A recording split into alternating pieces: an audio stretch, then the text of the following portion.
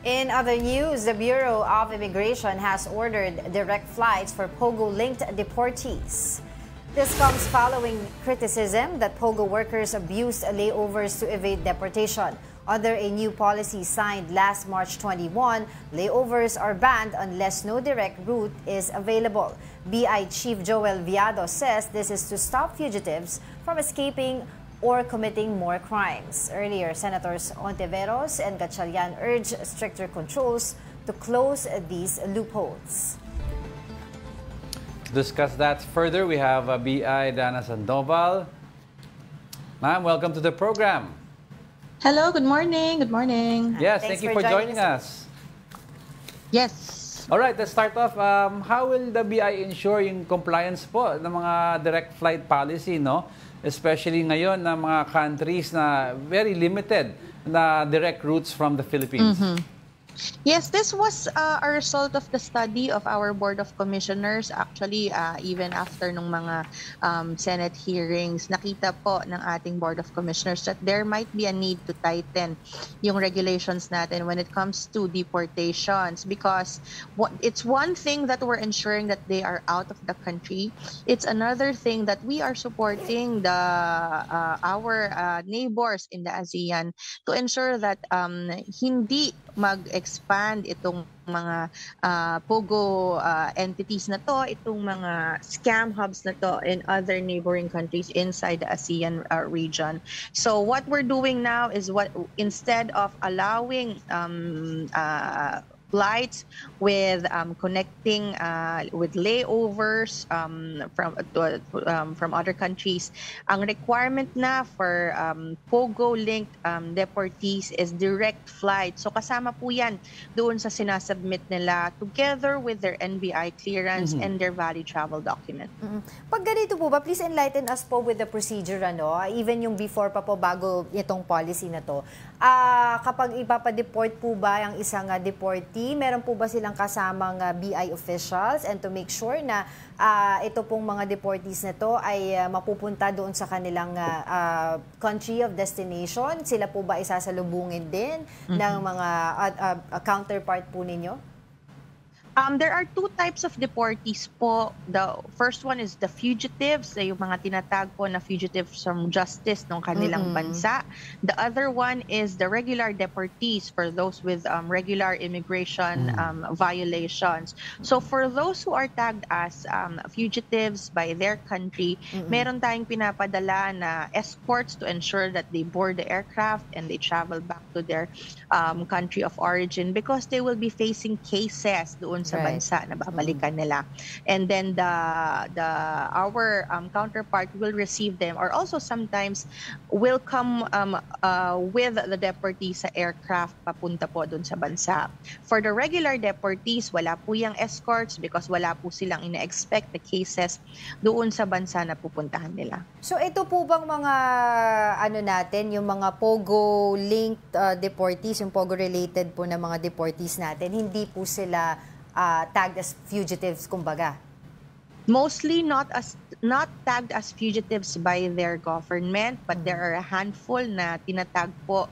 Sometimes those are yun yung kino-consider na mga parang leaders of the company, the big bosses. Tinatag yan minsan na fugitives nung kanilang embassy. Before naman we implement any deportation, we let the embassy know, because we also inform them of the preparations for the deportation, as well as kung may mga needs, if there are needs for their travel document. They might not have a travel document already, or it might have been canceled already by their government. They would have to provide a travel document for the deportees before we implement the deportation. Paano po, spokes, yung yung mga non-fugitives, paano po yung trato dito? I mean, in terms of coordination, kasi I understand medyong iba sa mga tagged as fugitives, pero just the same, kailangan pa rin i-deport. Yes, in a way, they are very similar. The difference is that if fugitives meron escort from the Philippine side and from the other government side. For the regular deportees, wala na pong escorts and they are just boarded dun sa aircraft. We make sure that they, yung mga tao natin, accompany them all the way to the door of the aircraft up until it closes to make sure that they have boarded the aircraft. The difference now is that for Pogo-linked foreign nationals, hindi na lang siya limited to, or hindi na lang siya open to any ticket that they can provide basta outbound. Ililimit na natin to just direct flights for them. Spokesman, ano about yung escort, no? Yung mga escort to the country na pinanggalingan nila, and will this be air marshals or mga ano to, BI officials? Usually from the Philippines, if these are tagged, the deportees are tagged as fugitives. From the Philippines, we have immigration personnel. So usually niyan, immigration agents or officers. And then from the other side, from the side of the other country, usually niyan, police, because they would be facing arrest once they land there. Okay. So, ma'am, I understand that this new policy stemmed from the Senate investigation, ano, and that they found out na nawawala po itong tatlong Pogo-related deportees, ano, alleged owners of raided Pogo facility in Parañaque City, si Liu Xion, Kong Xiang Grui, and Wang Xiangle. Meron po ba tayong balita kung nasa na po sila ngayon? Nung time po na after po natin sila mapadeport?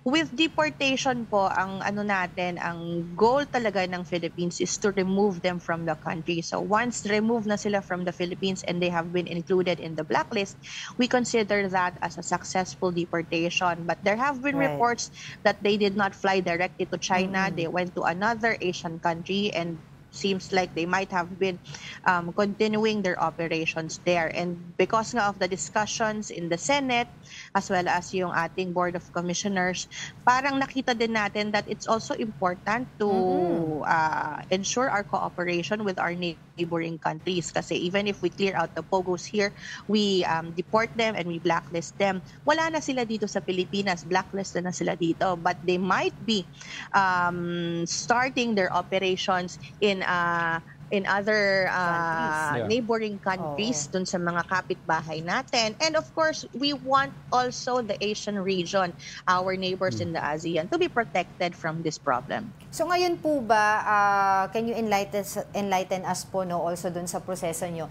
Kapag po sino po ba nagbubook ng flight, and how will we make sure na talagang direct flight po yung mapupuntahan ng mga i-deport? Yes, the flight is booked by the deportee himself, kasi dapat yung deportee ang gagastos for the deportee shoulders the cost for his deportation.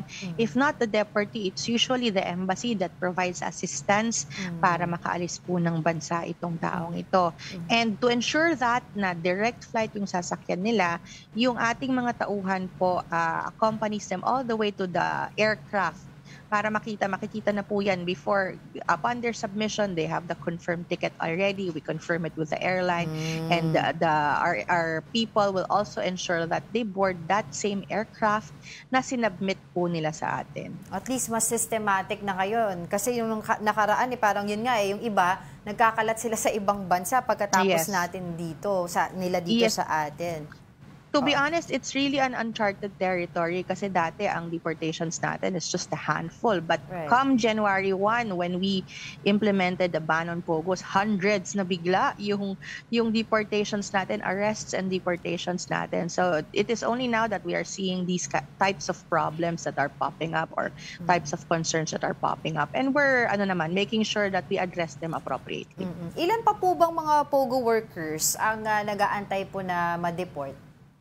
Madami pa po. I think there might be around 400 to 500 pa that are set to be deported. The last big batch that we have deported was a batch of 90 plus, who boarded chartered flight sponsored by or arranged by the Chinese embassy. There are smaller deportations of 20, 10, but the big one was 90. So in the next few weeks, meron pa tayong mga ina-arrange na new deportations, big groups of deportations to make way for new arrests. Kasi itong 500 plus na to is not, it's just the start. And now we are just in March pa lang, but there's still more to come for the next few months. At lastly po, ilan po dito sa mga POGO workers na po na ito na nag-aantay ng deportation ang tagged as fugitives?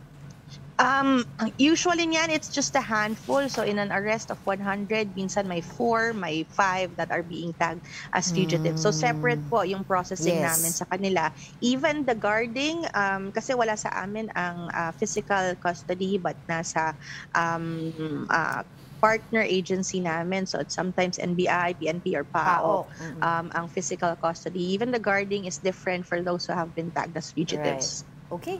Alright, maraming salamat po sa inyong update. That was Bureau of Immigration spokesperson, Dana Sandoval. Thank you and good morning. Thank you.